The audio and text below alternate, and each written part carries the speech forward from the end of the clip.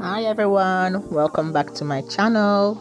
Today I'm making a very simple and delicious Nigerian meal, Ugba sauce served with boiled unripe plantain. This is one of those meals that don't need much but always delivers. So let's give it a go. Firstly, you're going to cut your unripe plantain into chunks.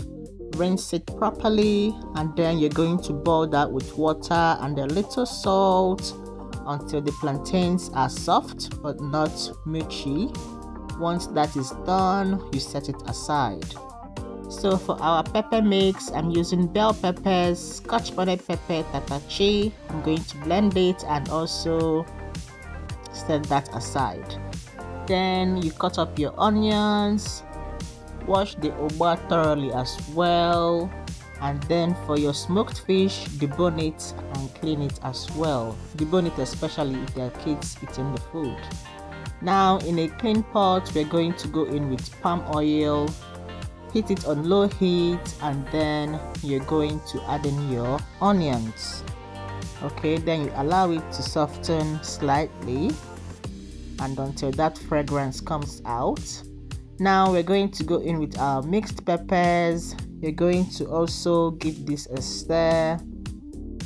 We're going to leave it a bit to simmer on low heat, okay, not too high, we don't want it burning.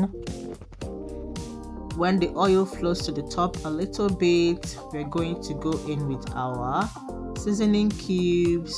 Then you're going to add your crayfish, your salt.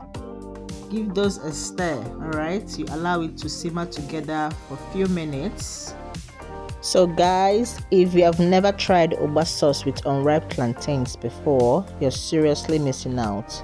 This meal is simple, is very filling, and it's packed with flavor, and you're going to really enjoy it if you try it. Okay, now we're going to go in with our smoked mackerel fish, and then we're also going to go in with the ugba.